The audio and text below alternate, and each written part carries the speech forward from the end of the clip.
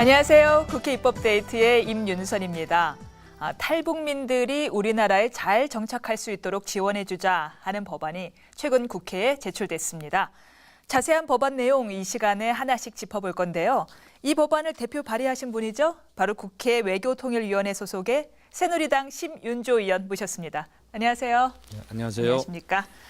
바쁘시죠? 네. 최근에 발의하셨습니다. 이름도 길어요. 북한 이탈 주민 보호 및 정착 지원에 관한 법 개정안 맞습니까? 네. 예. 최근에 발의하셨는데 이게 어떤 법안인지 좀 간단히 소개해 주시겠습니까? 우리가 일반적인 탈북민에 대한 지원은 있는데요. 그 탈북민이 제3국에서 출생한 자녀를 데리고 올 경우에 그 자녀는 탈북민의 취급을 받지 못합니다. 그렇습니까? 그러니까 다문화 가정에 취급을 받는 것이죠. 그래서 한 가정의 부모는 탈북민 대우를 받고 또 다른 한 사람은 다문화 가정의 대우를 받는데 그 다문화 가족의 경우에는 지원금이 상당히 작거나 거의 없다는 것이죠. 입법의 미비군요. 거기까지 이제 미처 생각하지 못한 상황들이 예. 자꾸 발생을 하는 것이죠. 네. 그래서 그러면은 말씀대로라면 제3국에서 출생한 탈북민이라고 말씀하셨어요. 네. 탈북민 자녀들에 대한 지원법. 네, 지금 좀 여쭤볼게요. 탈북자라보다는 탈북민이라는 단어가 조금 더 맞는 당사자들이 단어인가요? 그 단어를 더 선호를 하고 또 있습니다. 그건 몰랐습니다. 네. 그렇군요. 예, 제3국에서 출생한 탈북민 자녀들에 대한 지원법인데 이 법안을 발의하시게 된 계기가 조금 궁금해요. 아무래도 외교관 출신이시다 보니 그 영향이 좀 있는 건지 싶어서요.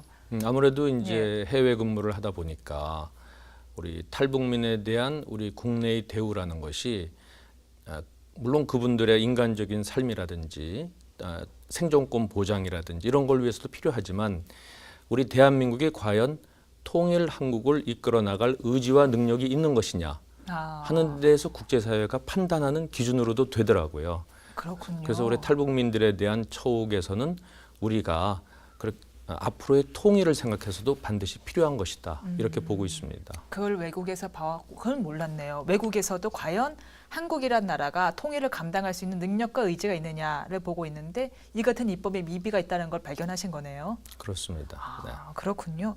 그러면 법안 내용을 조금 구체적으로 짚기 전에 그걸 한번 여쭤볼게요. 저는 사실 개인적으로 왜 제3국에서 태어난 탈북민들의 아이들이 탈북민이 안 되는지 궁금하거든요. 이 탈북민의 원래 법안에서의 명칭은 법령에서의 명칭은 북한 이탈 주민이죠. 네. 예, 이 북한 이탈 주민의 정확한 정의가 뭔가요? 그래서 이전에 다른 의원들께서 네. 이 제3국 출생 자녀들을 북한 이탈 주민의 개념에 포함을 시키려고 법안을 낸 적이 있어요. 네. 근데 저희가 그거를 이제 폐기를 시켰는데 왜냐하면은 그 북한 이탈 주민의 제3국 출생 자녀를 넣으면은 그 제3국과 외교적 문제가 일어날 수 있습니다. 왜냐하면 그 자녀의 국적 문제가 당장 발생하죠. 먼저 그럼 북한 이탈 주민의 개념은 뭔가요? 북한 이탈 주민이라 하면 북한에서 생활하다가 네. 북한을 벗어났는데 아직도 제3국의 국적을 취득하지 않은 사람을 얘기합니다. 그런 말씀은 제3국에서 출생한 사람은 출생지에 국적을 취득하니까 그럴 수가 있죠. 자연스레 북한 이탈 주민이 될 수 없는 거네요. 그러니까 꼭 그 출생지의 국적을 취득하는 것이 반드시 일어나는 일은 아닌데 가령 그 북한에서 이탈한 주민이 여성일 경우에 그 사람이 제3국에서 어떤 남자를 만나서 결혼을 하거나 또는 어쨌든 그 출생한 자녀가 생겼을 때 그 부의 국적을 따르는 경우가 많죠. 그러니까 그런 자녀를 무조건 북한 이탈 주민의 개념에 포함시키는 것은 여러 가지 외교적인 문제를 일으킬 수가 있다 하는 것이죠. 그러나 그들에 대한 어떤 보호라든지 정착을 위한 지원이 필요하기 때문에 그 지원을 위한 법안을 위해서 이 개념을 따로 붙인 겁니다. 그 말씀을 들으니까 이제 비로소 이해가 잘 갑니다. 뭐가 입법의 미비였는지. 그럼 이걸 여쭤볼게요. 지금 제3국 출생의 탈북민 자녀들을 보호하기 위해서 이런 법안을 만드신 건데 제3국에서 출생한 말씀대로 탈북민 자녀들의 수가 지금 현재 얼마나 되나요? 그게 사실 정확한 통계가 잡혀 있지 않아요. 그 하나원에서 그 통계를 잡기 시작한 것이 2009년입니다. 그때부터 여태까지 통계를 잡은 것이 510명이에요. 510명이요. 그렇게 많은 숫자는 아닙니다만 지금 우리가 탈북민 청소년 숫자가 한 2,500명 정도라고 볼 때 약 5분의 1이 제3국 출생 탈북민의 자녀다 이렇게 보고 있습니다. 아니 그럼 다문화 가정으로서 별도로 지원받는 것은 없나요? 학교에 취학을 하거나 또는 그 기초생활수급자인 경우에 거기에 따른 지원이 있지만 다문화 가정의 자녀라 그래서 특별히 더 지원받는 것은 없습니다. 아, 없군요. 그러면 이 제3국에서 출생한 탈북민 자녀들은 어떤 환경에 처하는 건가요? 확실히 조금 더 열악해요? 상당히 열악하죠. 좀 그러니까 구체적으로 말씀해 주시겠어요? 다른 다문화 가정의 자녀들 경우에는 네. 뭐 원래부터 같이 왔던 애들도 있지만 여기서 태어난 경우도 있죠. 네. 즉 한국에 가족이 있고 뭐 친척이 있을 수 있습니다. 그만큼 보호를 받는 것이죠. 그렇지만 탈북민이 제3국에서 출생해서 데리고 온 아이들은 거의 외톨이인 것이죠. 여기 도와줄 사람도 없고. 그리고 그 뭐 어머니라든지 또는 이제 부모가 될 수도 있겠지만 여기서 생활하는 것도 상당히 열악합니다. 거의 다 기초생활수급자, 즉 최하위 계층이라고 할 수 있어요. 네. 그러니까 그 아이들이 아무런 별도의 지원을 받지 않는 것은 그 탈북민이 우리 한국 사회에 적응하는데 네. 그만큼 어려움을 더 가중시키는 것이죠. 그러니까 부모들도 한국에서 정착하기에 어려움을 겪는데 자녀들은 아예 탈북민으로서 취급도 안 받으면 더 큰 어려움을 겪을 수밖에 그렇습니다. 없다라는 네. 말씀 같은데 그럼 좋습니다. 위원님이 발의하신 법안 내용대로 지원을 받게 된다면 구체적으로 어떤 지원을 받게 되는 건가요? 우선 정착지원금을 받게 되고요. 네. 그다음에 예.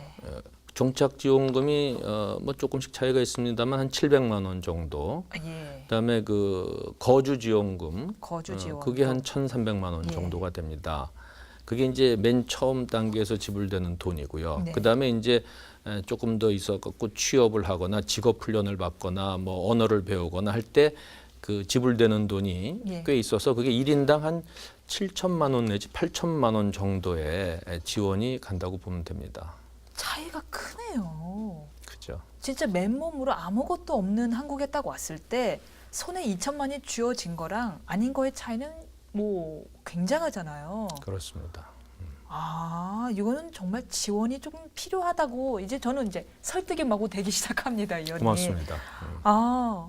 근데 이제 제가 마냥 좋아할 수만은 없는 게 근데 돈이 들잖아요. 들죠. 예, 이거 국가 재정이 필요한 사안 아닌가요? 재정으로 예. 해야죠. 어떻게 그러니까 예. 아까 말씀드린 대로 한 500명 정도의 그 제3국 출생 자녀가 있다고 쳤을 때 애초에 정착지원금과 주거지원금으로 한 합해서 2천만 원 아닙니까? 네. 그럴 경우에 약 100억 원이 소요가 됩니다. 그렇겠네요. 예. 예. 기타 모든 다 금액을 주지는 않게 될 것 같아요. 왜냐하면 이제 19세 미만으로 일단 해놨으니까. 그래서 나머지 금액 중에 어느 정도가 이제 지원될지는 사람마다 다르겠지만 2천만 원에서 최대 7천만 원이니까 7, 8천만 원이니까 100억 원에서 한 350억 사이에 그 정도 규모가 되지 않을까 이렇게 생각을 합니다. 네. 알겠습니다. 그리고 이건 예. 단순히 물론 우선 돈 액수 자체도 큰 건 아니고요. 그리고 아까도 말씀드린 바와 같이 액수의 대소를 떠나서 그 이상의 갖는 의미가 있다 이렇게 보기 때문에 이들의 그 원활한 네. 우리 사회의 정착 이것은 대한민국의 의무이자 당연한 책무다 이렇게 보고 있습니다. 사실 뭐 영국이나 미국이나 세계 유수의 나라들이 조금 우리나라가 북한 탈북민들의 인권을 어떻게 다루냐를 좀 예의주시하고 있는 상황 아니겠습니까? 이것은 정말 돈의 문제가 아니고 명예의 문제가 아닐까 하는 생각도 일견 듭니다. 예. 그러면 이번에는 논점을 탈북 청소년 자체로 한번 좀 넘어가 보겠습니다. 저희가 알기로는 심 의원께서는 특별히 탈북 청소년 문제에 관심을 가지고 토론회도 여러 번 주최하신 걸로 알고 있습니다. 맞나요? 네. 예. 이 탈북 청소년들을 여러 번 만나셨는데 주로 어떤 점에 어려움을 호소하던가요? 탈북 청소년들이 그 학교에서 왕따를 많이 당합니다. 근데 그게 당하는 가장 큰 이유가 공부를 못해서 그렇고요. 그다음에 이제 좀 언어가 어눌해서 그렇습니다. 언어가 그러니까 말투가 좀 다른 거죠? 말투도 다르고 네. 우리 아이들이 쓰는 용어가 이해가 안 되는 게 많고요. 우리는 이제 또 외국어도 많이 들어가 있고요. 사실 저도 요즘 애들 말은 잘 이해를 못합니다. 네. 그래서 그렇기 때문에 애들하고 어울리기가 어려워요. 그래서 이 문제를 해결해 주는 것이 상당히 중요하다 이렇게 네. 보고요. 이 어떻게 보면 탈북 청소년도 자라나는 세대인데 이 세대들이 맨 처음에 우리나라에 오면 우리나라 사람들이 하나원이나 이런 데서 통일의 역군이다 이렇게 얘기를 합니다. 근데 통일의 역군이 뭔지는 모르는 거예요. 그냥 막연히 엄청난 것을 하게 되나 이렇게 생각을 합니다. 근데 실제로는 그대로 놔두면 그 아이들은 커서 이 사회의 문제계층이 될 가능성이 많습니다. 그래서 이 아이들을 잘 가르치고 네. 잘 우리 사회에 적응을 해서 예. 우리 사회의 건전한 구성원이 되도록 하는 것이 매우 필요하다 이렇게 보는 것이죠. 또 사실 왕따의 제1 타겟이 될 가능성이 좀 크긴 하겠네요. 뭐 요즘은 상당히 예. 우리 일반 국민들도 그 인식이 많이 개선이 돼서 네. 탈북민들에 대해서 좀 따뜻한 시선으로 보는 시각이 네. 점차 확산되고 있는 것은 다행이라고 봅니다만은 뭐 아직도 그렇지 않은 경우가 왕왕 있다 이렇게 생각을 합니다. 갑자기 이건 뭐 다른 얘기긴 하지만 조금 전에 말씀하신 제3국 출생 탈북민 자녀라면은 더더욱 사실 왕따 피해에 노출될 가능성이 더 크겠네요.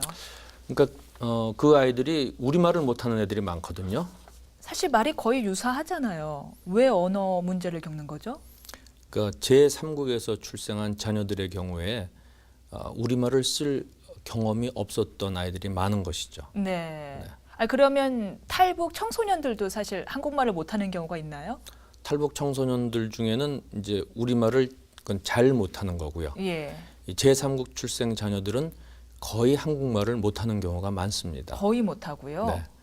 그러니까 지금 우리가 예. 탈북 청소년 전체 숫자를 2,500명이라고 보고 네. 제3국 출생 자녀 숫자를 약 500명. 510명 예. 정도, 500여 명으로 보는데 그 아이들이 거진 다 우리말을 못하는 거죠. 전혀 못하는 거죠. 그렇군요. 그러면은 그러니까 탈북 청소년의 5분의 1 정도가 우리말을 못하는 겁니다. 제3국 출생 탈북 자녀들이 못하기 때문에 결국에는 5분의 1이 우리말을 못한다라고 보면 되는 네. 거네요. 그러니까 이건 거의 못하는 거고요. 예. 기타 예. 그 북한에서 교육을 받고 온 그 아이들은 우리말을 하긴 하는데 잘 이해를 못하는 경우가 많다 하는 것이죠. 네. 알겠습니다. 지금 그 우리말을 못하는 사람들의 연령대는 몇 살 정도? 어린 아이들입니다. 아마 주로 이제 초등학생 예. 급이죠. 네. 그러면 한국에서 적응하기가 굉장히 어려울 텐데요. 상당히 어렵다고 봐야죠. 네. 그래서 그렇군요. 그 애들을 위해서 우리 한글 교육 네. 또 상당히 강화를 해야 됩니다. 근데 지금 하나원에서 들어와서 3개월 교육을 받는데 3개월 동안에 그 언어 교육에 배당된 시간이 62시간이거든요. 62시간, 네. 3개월 동안요? 한 달에 이제 20시간이라는 네. 얘기죠. 그러니까 뭐 하루에 1시간, 하루에 한 1시간에서 시간인데요? 20일 정도로 휴일 빼고 이렇게 이제 산정이 되는 것 같습니다만 이거 갖고는 턱없이 부족하다. 이 아이들을 위한 그 우리말 교육도 더욱더 강화할 필요가 있다. 이렇게 생각을 합니다. 사실 언어야말로 그 사회에 어느 정도로 적응할 수 있는지에 대한 척도잖아요. 그렇군요.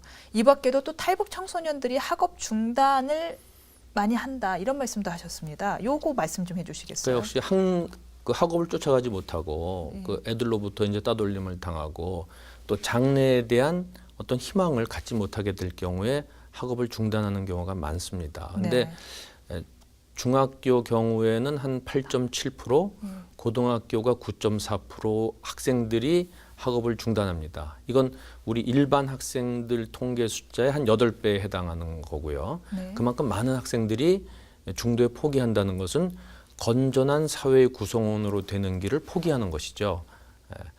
결국엔 의원님 말씀하신 대로 문제 계층이 될 가능성이 많아지는 거잖아요. 많고요. 네. 네. 그래서 저는 이 탈북자들에 대해 탈북민 학생들, 특히 탈북 청소년들에 대해서 너무 미래에 대해서 장밋빛 교육을 하는 것은 맞지 않다고 보고요. 그 아이들이 아주 현실적인 직업을 택하는 교육이 필요하다고 봅니다. 어떤 교육을 해야 되나요? 제가 그 하늘꿈 학교라는 대안학교를 네. 갔는데요. 그 교장 선생님께서 바로 이제 이런 말씀을 하시면서 그 학교는 별도로 이제 바리스타 교육이라든지, 그다음에 애들한테 뭐 간호보조원이 되도록 또 유도한다든지 예. 아주 소박한 작은 일이지만 그걸 자기가 기술을 습득하면 자기 생활이 될 수 있고 혼자서 삶을 개척할 수 있는 그런 것들을 가르쳐 주는 그러니까 거예요. 언어가 조금 미숙하더라도 숙달된 기술을 갖고 있으면 할 수 있는 일이네요. 그렇습니다. 예. 네. 근데 이제 그걸 떠나서 예. 일반적으로 통일의 역군이다. 이제 네. 이런 얘기만 하게 되면은 좀 뜬구름 잡는 잘못된 얘기죠. 이상과 네. 현실의 괴리를 또 많이 느낄 수밖에 없는 것이죠. 네. 언어 교육과 더불어서 기술, 진짜 실생활에 필요한 실생활에, 기술 교육이 네. 필요하다라는 말씀 같습니다. 예. 지금 요 질문이 좀 겹칠 수도 있는데 그래도 한 번 더 정리하고자 하는 차원에서 말씀을 드리겠습니다. 이 탈북 청소년의 부적응 문제 가장 시급한 해결책이 뭐라고 생각하십니까? 그러니까 아까 말씀드린 대로 맨 처음에 정착할 때 그 우리 사회의 현실을 좀 제대로 알려줘야 되고요. 네. 그다음에 그 학력 증진을 위한 좀 더 다각적인 방법이 모색돼야 되고요. 그 대안학교 같은 데서 이제 멘토로 이제 가 있는 사람들이 있는데 그 교사들입니다. 그 교사들의 그 대우를 보니까 너무 열악해요. 거의 뭐 자원봉사자 수준으로밖에 안 해주고 있습니다. 근데 결국 그 애들이 학교와 또는 그 기숙사 같은 데서 같이 이제 사는데 그 사람들로부터 가장 일차적인 영향을 받지 않겠습니까? 그러니까 그 멘토들이 교사들이 좋은 얘기를 해주고 이 사람들을 우리 사회의 밝은 그 사회 구성원으로 만들어내야 되는 거거든요. 그러니까 그러기 위해서는 이 교사들에 대한 대우도 대폭 개선될 필요가 있다 이렇게 보고 있습니다. 네, 좋은 말씀이십니다. 그렇지 이번에는 한번 탈북자 청소년에서 넘어가서 탈북자 전반에 대한 이야기를 해볼 텐데요. 이 탈북 민이죠, 죄송합니다. 탈북 민이요. 이 탈북 청소년뿐만 아니라 국내 거주하는 탈북민 절반이 기초생활보장 수급자라고. 기초생활 수급자요. 예, 오늘 이번 국감에서 지적하셨더라고요. 도대체 탈북민들의 월 평균 소득이나 그 근로 환경이 어느 정도 수준인가요? 하여튼 거의 열악하다고 보시면 됩니다. 제가 그 탈북민들이 주로 일하는 그 사회적 기업이라는 데도 이제 찾아가 보고 했는데 그분들이 예를 들어서 한 달에 받는 봉급이 150만 원 네. 그 이하입니다.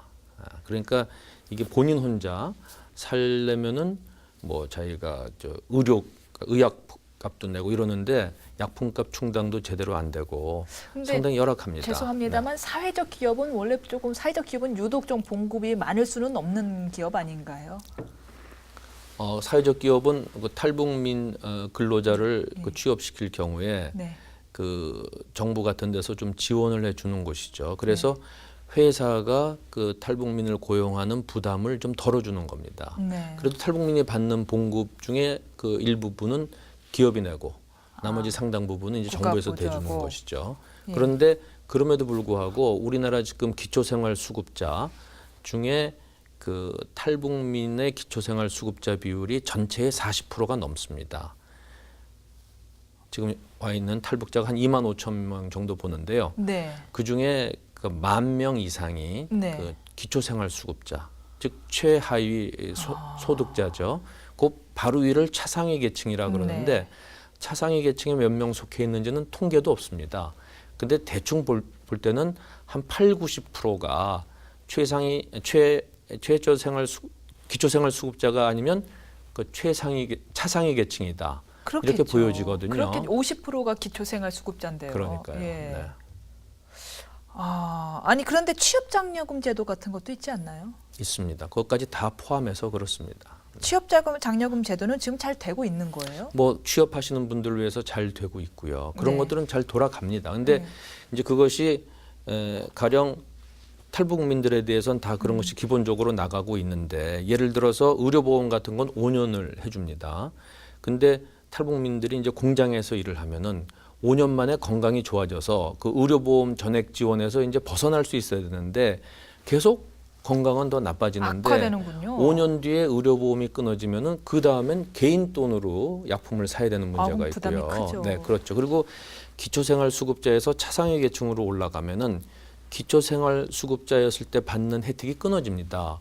그러니까 차상위로 갔다가 다시 기초생활수급자로 이제 주저앉을 가능성도 많고요. 그래서 이걸 어떻게 소득과 연동해서 지원액을 점차 감소해가는. 그래서 이 사람이 점점 생활이 나아지는 방향으로 지원이 이루어지는 그런 시스템을 만들어야 되지 않는가 하는 생각을 갖고 있습니다. 근데 좀 걱정이 되는 게 말씀대로 절반 이상이 절반 가까이가 기초생활수급자면은 그 중에 상당수는 또 우리나라 정부에 불만을 가지고 이 반사회성을 띠게 되면 일부는 또 차라리 월북하는 것을 선호하게 되지 않을까 하는 걱정도 되는데 실제 그렇게 해서 국회 월북하는 경우도 일부분 있나요? 그런 이제 사례가 있고요. 또 네. 이제 외국으로 가시는 분들도 있고요. 여기도 싫고 저기도 싫다. 네, 그래서 북도 싫고 남도 네. 싫다. 뭐 여행은 자유로우니까요. 네. 그래서 가시는 분도 있고 실제로 지금 선진국에 가 계시는 탈북민 중에서 뭐 바로 가신 분도 있지만 우리나라에 일단 입국하셨다가 다시 나가신 분들도 뭐 통계는 잡히지 않지만 상당수 있을 수 있다 이렇게 보고 있습니다. 그렇지만 제가 그 만나 뵌 탈북민들의 대부분은 그래도 이 대한민국에서 어떻게든 정착해서 여기서 아주 잘 살고 싶다. 그리고 자기 때보다는 자기 아들 딸 세대에 더 잘 사는 그러한 환경을 만들어 주고 싶다는 아주 그 희망적인 그런 사고방식을 갖고 있는 걸 봤습니다. 그러니까 이분들이 진짜 그렇게 될 수 있도록 우리 사회, 네. 우리 국가가 나서서 도와줘야 된다 이런 생각을 합니다. 사실 굳이 탈북을 그 위험을 감수하고 탈북을 감행했다는 것만 보더라도 탈북민들의 대다수가 좀 의식도 깨어 있고 개척적이고 개혁적인 정신을 갖고 있는 분들이 많을 텐데 그분들을 조금 잘 우리나라에 정착할 수 있게끔 해서 우리나라의 일꾼으로 잘 활용하면 더 좋지 않을까 하는 생각이 듭니다. 이렇게 탈북민들이 자립 정착할 수 있도록 하려면은 어떤 지원이 제도적 지원이 뒷받침돼야 될까요? 우선 본인들을 위해서는 아까 말씀드렸지만 그 우리 지금 정착지원금 이런 것도 사실 이제 그 옛날에는 상당히 처음에 네. 그 많은 금액을 줬었습니다. 근데 이제 그것이 소위 이제 기획 탈북한 사람이라든지 네. 이런데 이제 많이 또 그 악용될 소지가 있기 때문에 네. 이걸 이제 좀 분할해서 지급하거든요. 근데 이제 이것이 이분들의 그 안정적인 생활에 도움이 되려면은 실제로 그 사람들이 여기서 좀 더 나은 생활을 할 수 있도록 그 규모를 좀 더 늘려가야 되겠다 하는 생각이 네. 우선 들고요. 그 다음에 그런 이제 예산상 재정적인 지원 이외에 우리 사회가 기본적으로 좀 더 탈북민들이 우리 국민이다. 우리와 함께 미래를 열어갈 사람이다. 이런 의식을 갖고 따뜻하게 해주는 그런 사회 풍토가 조성되는 것이 무엇보다도 시급하다 이렇게 생각을 네. 하고 있습니다.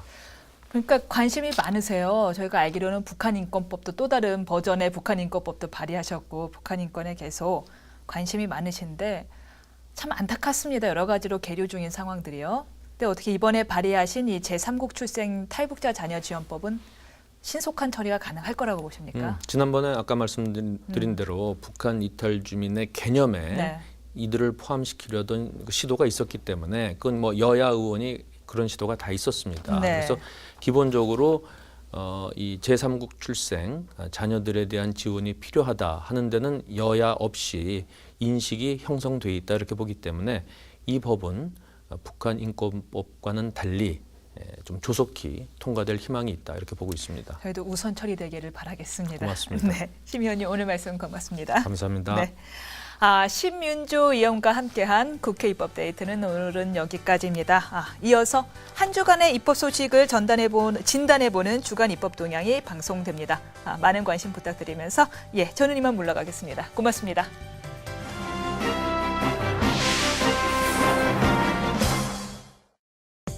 한 주간 국회에 발의된 생생한 법안 소식을 알아보는 주간 입법 동향 시간입니다. 이번 주 역시 하루 평균 40여 건에 달하는 많은 법률안들이 국회에 쏟아졌는데요. 먼저 법안 접수 현황부터 함께 살펴보겠습니다. 지난 21일부터 27일까지 국회에 제출된 법안은 총 212건이었습니다. 제정 법률안이 8건이었고 일부 개정 법률안이 203건, 폐지 법률안이 1건으로 집계됐는데요. 제한자 구분별로는 의원 발의가 204건으로 이번 주도 정부 제출한 8건을 크게 웃돌았습니다. 상임위별로는 환경노동위원회에 회부된 법안이 40건으로 가장 많았는데요.